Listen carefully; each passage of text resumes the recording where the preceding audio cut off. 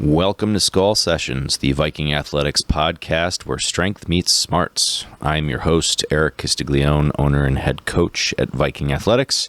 It is August of 2023, and the CrossFit Games have just ended. Before we delve into our topic, this month I am drinking an Imperial Stout, the Oscar Blues 1050.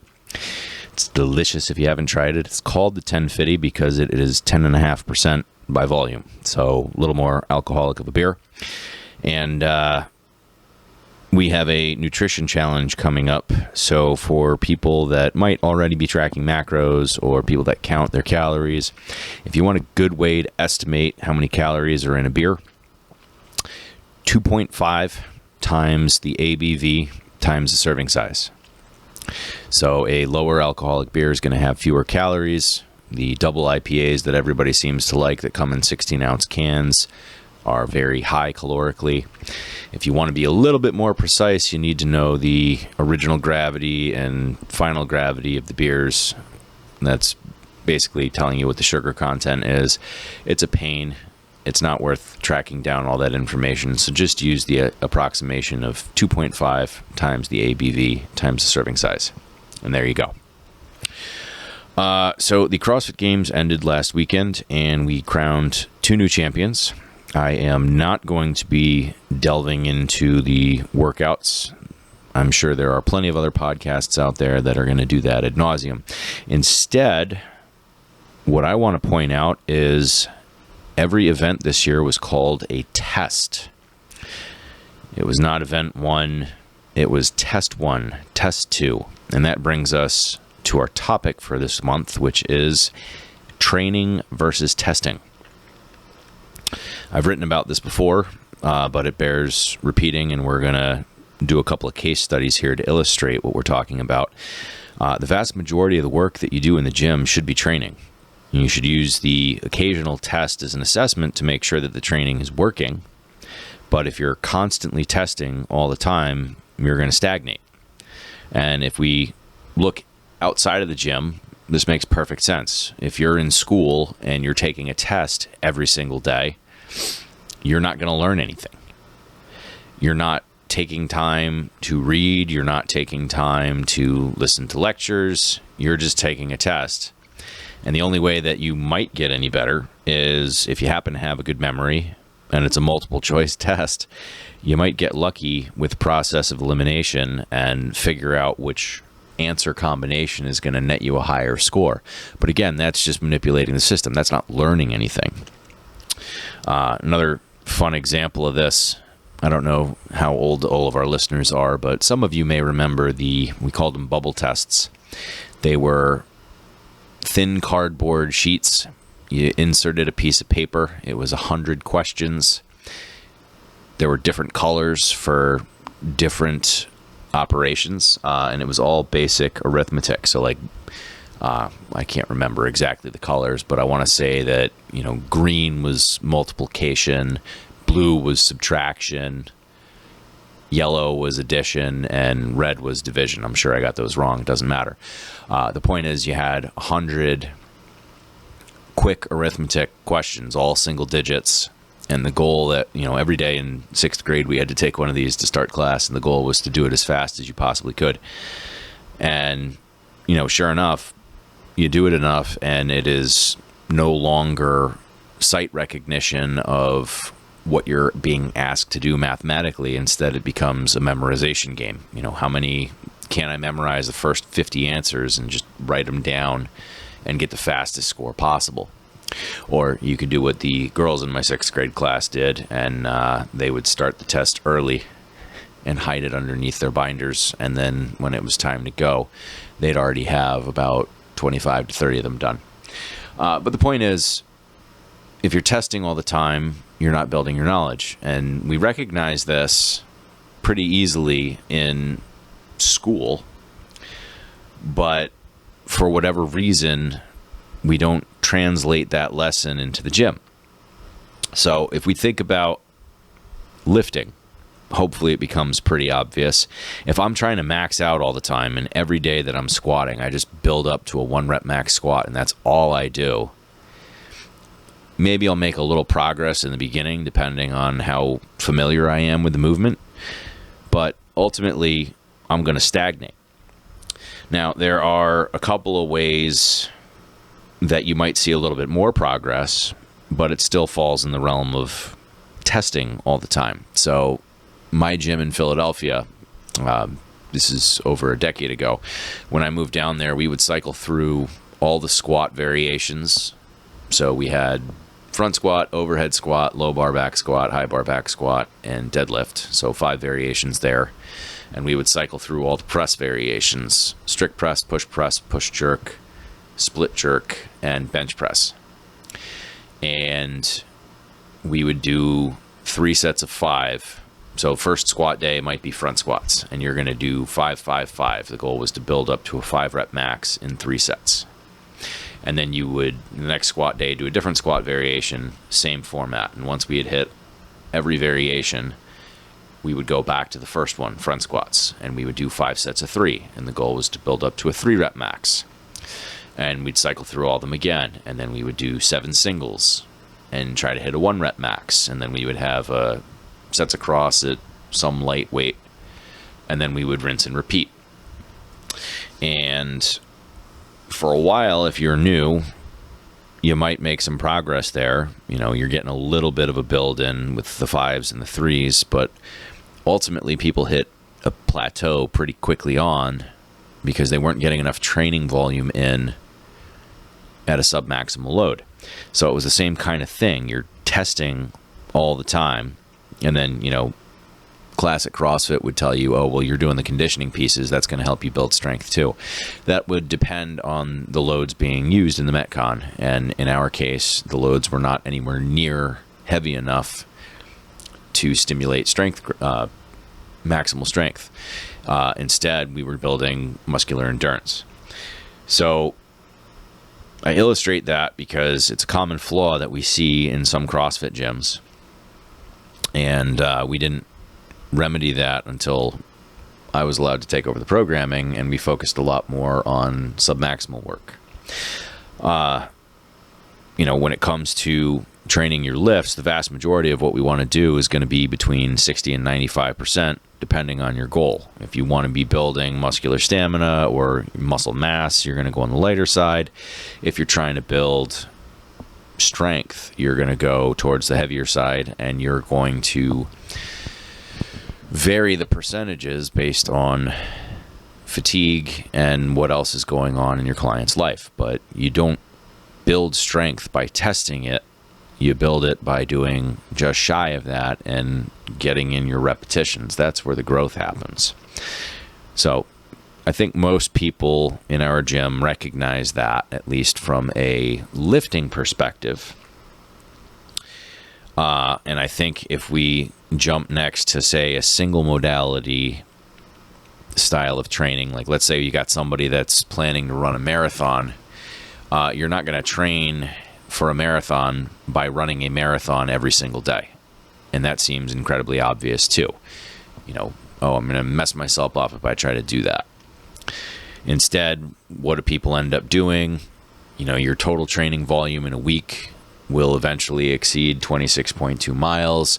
You're going to have some faster runs. You're going to have some slower runs. And then as you get closer to the event, you're going to have some longer runs to make sure that you can handle running for that duration of time. So again, when it comes to that kind of single modality for running for whatever reason, that seems pretty obvious. We're not just going to test day in and day out. We are going to build. If I were going to be training for a 2K row, and let's say I'm trying to get my 2K row time to under 8 minutes, I wouldn't just sit and row a 2K every day. And I think people have started to recognize that as well. It's the same kind of deal. I'm going to be doing some pace work. My pace for to break a 8-minute 2K, I need to row just under 2 minutes per 500 meters. So maybe I do some intervals at a slightly faster pace than 2 minutes per 500 just to get used to maintaining the pace that I need to sustain.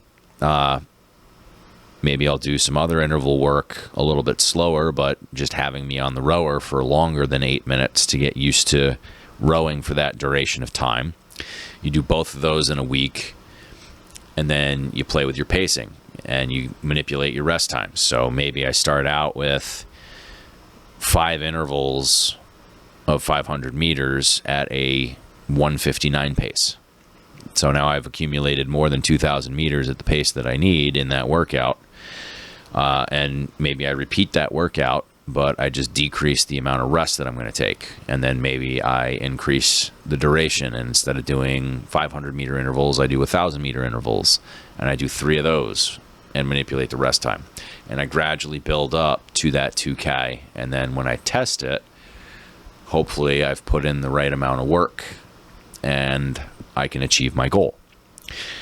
For whatever reason, when we get to mixed modality training, that mentality goes out the window. And instead, everything becomes all about going all out, max effort, all the time. You know, full send, if you want to call it that. And there's various reasons for this. When you look back at classic CrossFit, when CrossFit was in the counterculture, you would see as a badge of honor puke buckets. Oh, I worked out so hard that I threw up. You know, the sweat angel. They even made a t-shirt, blessed by the sweat angel. People would be lying on the floor after a workout with their arms spread out, and then you get up and you left a sweat stain and it looks like a snow angel, but it's made out of sweat. That was a badge of honor. Ripped hands, badge of honor. And I'm guilty of this too. I mean, I remember when I started CrossFit, I was so gung-ho. It was nice to be in a minority, training in a way that actually yielded results rather than just going through the hamster wheel that is the typical Globo gym, sitting on a treadmill, not really doing much.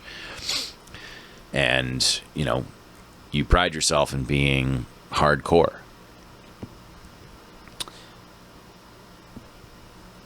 It's certainly changed now. You know, we have learned a lot more after decades of CrossFit. We know that that level of intensity isn't sustainable. And walking around feeling sore all the time really isn't the best way to live your life. I remember CrossFit Journal doesn't really exist anymore. It's archived, but they don't publish any new content. One of the members of my gym down in Philly actually was featured in a CrossFit Journal article, and it was entitled A Life of Soreness. And it was basically how she had lost a ton of weight and was happy with how she looked and how she was performing, but, you know, she's just used to being sore all the time now. And unfortunately, that's a really shitty way to live. You know, we see people, elderly people that are in chronic pain with arthritis and other ailments, and part of the reason that we try to train, at least most of us, is to stave off that kind of physical degradation. But if I am training so hard that I am making myself that sore all the time, then it's incredibly counterproductive. What am I doing? I'm getting sore now so that I can stave off soreness later. On occasion, okay, but if you're doing that chronically, something's wrong.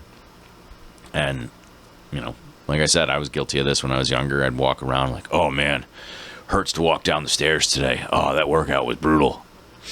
But we want to evolve our thinking and recognize that, you know, if I can take 2 people and they have the same goal, which is to deadlift 500 pounds, they're starting at the same place, and let's assume that they respond to the same kinds of training, because that's another issue, is some people respond better to a little bit higher volume, some people don't. Let's assume that they adapt the same way.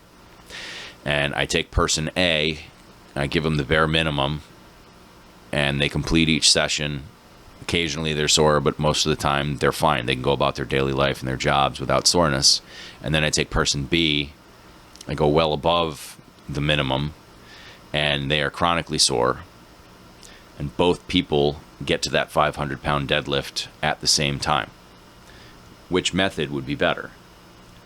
You know, why do all that extra work for no return, and just to have a experience a decline in your daily life because you're sore all the time and you can't actually enjoy things? I think we would all choose person A. But again, that mentality, for whatever reason, when it comes to mixed modal CrossFit workouts, doesn't really exist. So I keep harping on this because I want people to understand that training for maximal intensity doesn't mean training at maximal intensity all the time.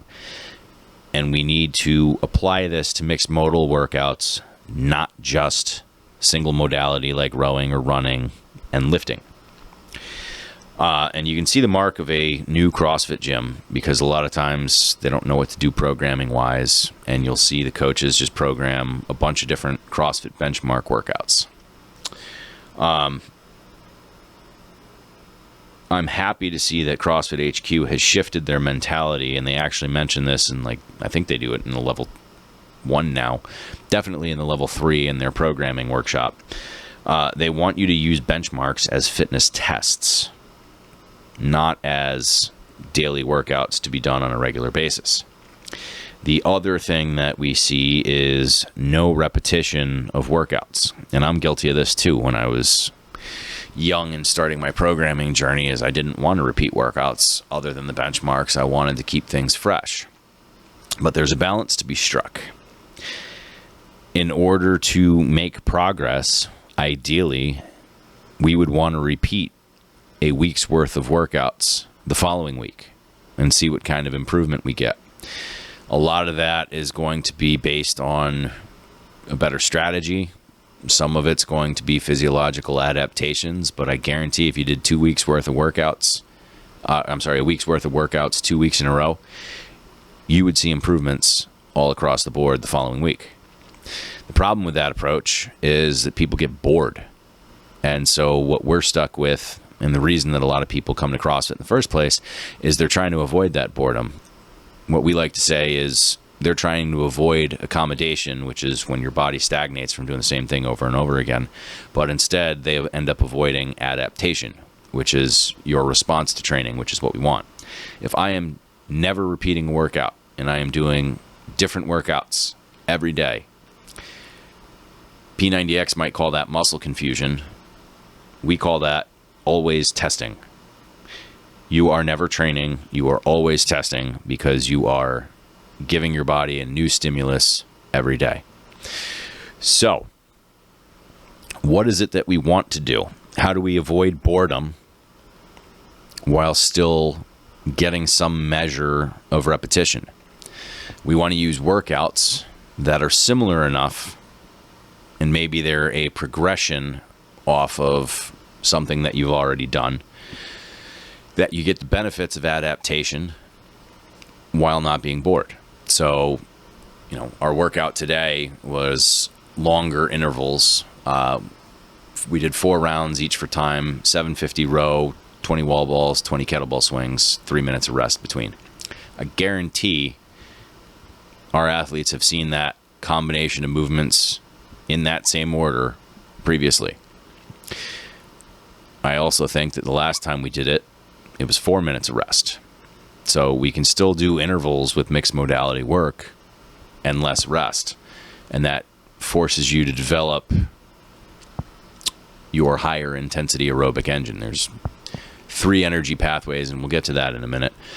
But ultimately, we want to see a progression in the workouts. Another example would be if we did, say, 21-15-9 of power cleans and bar facing burpees. And then a week later, instead of doing 21-15-9, now we're going to do 30-20-10. We've just increased the total volume that we're doing, but you're repeating the same movement patterns in the same sequence. Because when it comes to a workout, sequence matters as much as the movements themselves and the total number of reps. Doing a hinge following a squat is going to be different than doing a squat following a hinge. It just affects you differently. So, Bearing that in mind, the other thing that we tend to see where the idea of training versus testing going out the window is when people have a competition coming up. So CrossFit Games, they don't release all the workouts ahead of time. Some of them are released, some of them are not. Most local local functional fitness competitions, unless they're sanctioned by CrossFit, can't call them CrossFit competitions. Most people release the workouts ahead of time. And athletes that want to do the competition, the recreational athlete might try the workouts or they might not. They might not even care. But people that go to local competitions with the intent of dominating will hammer through these workouts several times, if not 6 or 7, depending on how far in advance they're released, in order to try to get better at them. And that is, once again, using the idea of I'm just going to keep testing myself in the hopes that I get better. It is the complete wrong approach to take if you want to be successful in competition. So this is where our case study comes in. We're going to go old school CrossFit, and we're going to look at Fran, 21, 15, 9 thrusters and pull-ups. So for the uninitiated, that would be 21 thrusters, 21 pull-ups, 15 thrusters, 15 pull-ups, 9 thrusters, 9 pull-ups. If that is the workout that we have coming up, how are we going to prepare for this? Well, how do you prepare for any workout? We need to break it down and look at what exactly we're testing, and then we need to train those constituent parts and then put them together. So it would be beneficial to give a dry run of Fran and see where you're at. What went wrong? Where did you break down? Why did you break down? Where are we weak, and what do we need to fix? But let's assume we have somebody who just went completely off the rails and had no idea what they were doing. It was their first CrossFit class, and they wound up doing Fran. And this is not an uncommon example, unfortunately. If you go to your CrossFit level 1, I don't know if they're still doing it. I've talked to some people that recently did it, and they got to do Fran. My CrossFit level 1, we did Fran. And for some of the people there, interestingly enough, it was their first exposure to CrossFit. They were not CrossFit athletes. They just decided, hey, this looks interesting. I'm going to fork up $1,000 and go get my CrossFit level 1. And then without any real fundamental basis of how to move, they wound up doing Fran. So we need to break down the workout and look at what exactly we need to be successful. So bear in mind, the world record top athletes in Fran go unbroken. They do all their sets without stopping, and they can finish the workout in under 2 minutes. So if we're trying to recreate that kind of experience, that is helpful to know, because when we look at energy systems, which is the first thing we need for conditioning, time domain is very important. So for a short sprint like Fran, it is longer than 20 to 30 seconds. So it's not an all-out max effort sprint. It is extended a little bit beyond that. We are looking at what we call the lactate endurance system. So you got 3 energy systems. You got your ATP phosphocreatine system, which is an impulse, basically.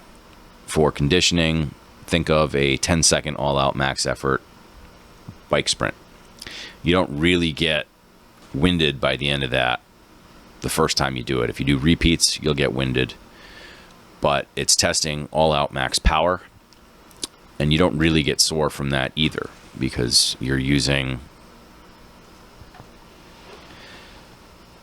the phosphocreatine system, which doesn't produce any lactic acid. It's also known as the alactic system.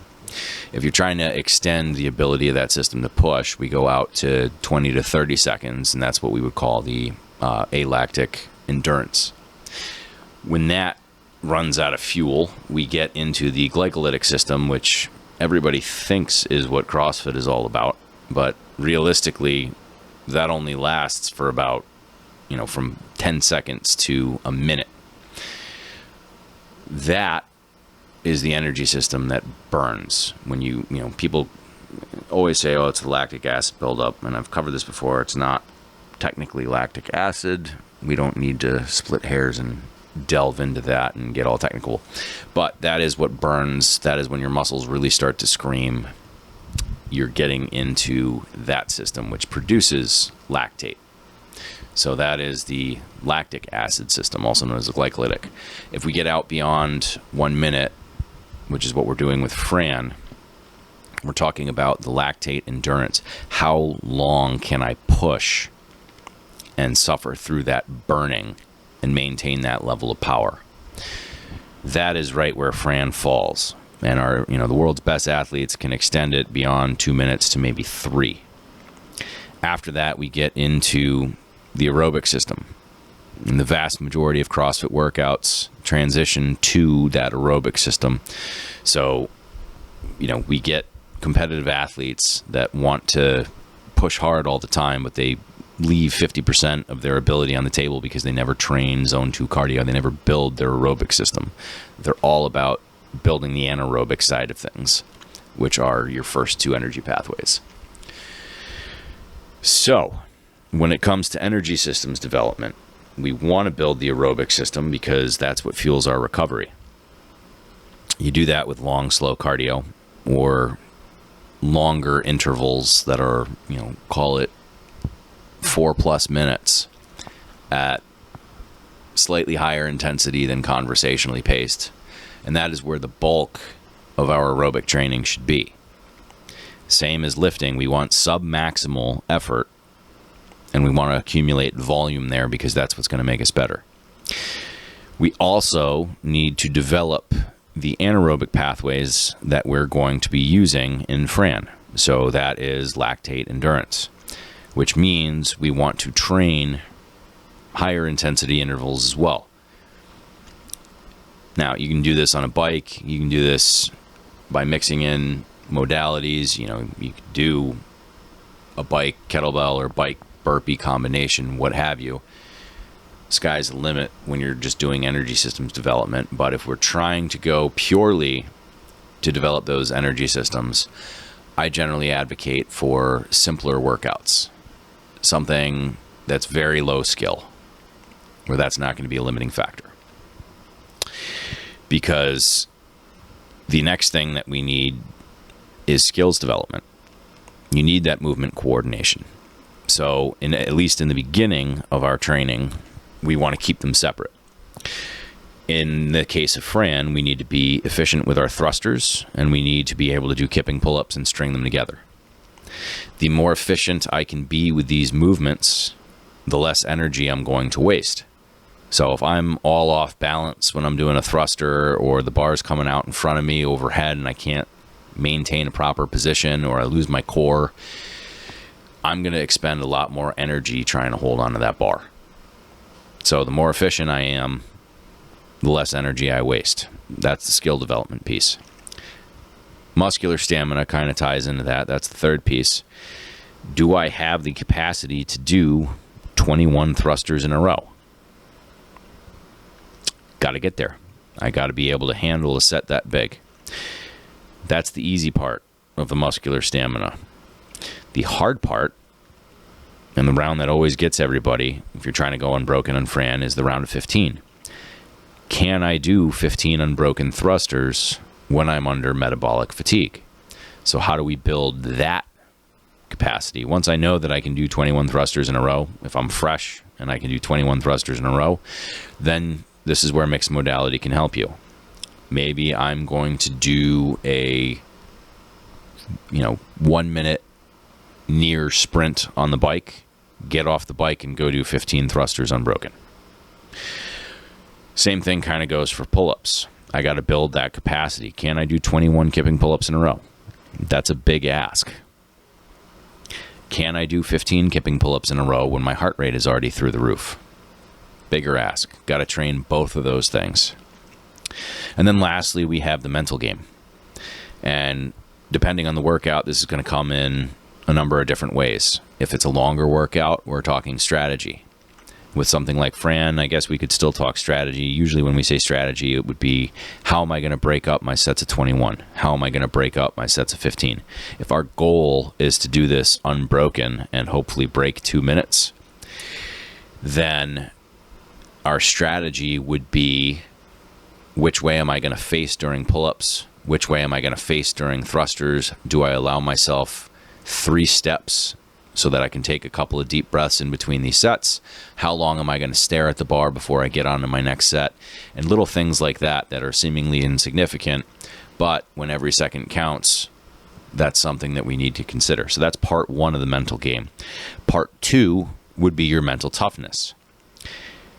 The world's best athletes at Fran can only go faster by physically moving faster. They're already going unbroken. They need to cycle the bar faster, and they need to cycle their pull-ups faster. And that hurts. Are you mentally tough enough to push through that burning and to hold on to the bar? The only way that you're going to be mentally tough enough is if you have some exposure to that kind of feeling. So doing sets of thrusters and pull-ups, or mixing those movements with something else that recreates that kind of metabolic fatigue, and that, we call it Fran lung for a reason, where you're coughing up because you've gone so hard that your heart's about to explode out of your chest and you're sucking wind, and then you just start coughing and it burns. We call that Fran lung for that very reason. You need to get exposure to that feeling, because if you're not experienced with mental discomfort or physical discomfort during a workout, mentally you're going to want to give up. So those are the 4 pieces that we would need in order to improve our Fran. We need energy systems development, which is done with simple workouts. We need movement fluency. We need to be comfortable with thrusters and pull-ups. We need muscular stamina, particularly under metabolic fatigue. We need to be able to handle those big sets, 21 and 15, under metabolic duress. And we need to be mentally tough enough and to set up our environment in such a way that we are going to be okay. So you can use that kind of approach for any benchmark workout, or for any workout that you're going to see in a competition. And that is a more effective way to train than just repeating the workout ad nauseum. Depending on how long you have before you do the workout, maybe it's worth testing a second time just to get an idea of, is my strategy working? But ultimately, you don't need to try it out more than once before testing if your game plan is solid. You can break down those constituent pieces and put them back together. So when we say that we want to spend the bulk of our time in the gym training, those are the kinds of things that we're building, and then we test them with a benchmark workout. That is the goal of the benchmarks. And you'll see that in our CrossFit programming. We're lucky enough now that the CrossFit Open ends in early March, and that usually gives us about 12 weeks to prep for Murph. We do the exact same thing. We break down Murph into its constituent pieces. We look at what it is we're trying to train, and we train those pieces before we put it all together for Memorial Day and test. And we do that throughout the year. We just don't typically take 12 weeks. Usually we take about 6 between benchmarks. And we build the necessary skills so that when you test the benchmark, you're prepared and you're ready to go, rather than just, oh, hey, we're doing a named workout today, have at it. We want you guys to improve, and we use the benchmarks as gauges. So we spend the vast majority of our time training. For competitive athletes, it should be no different. And unfortunately, they think they need a whole lot more.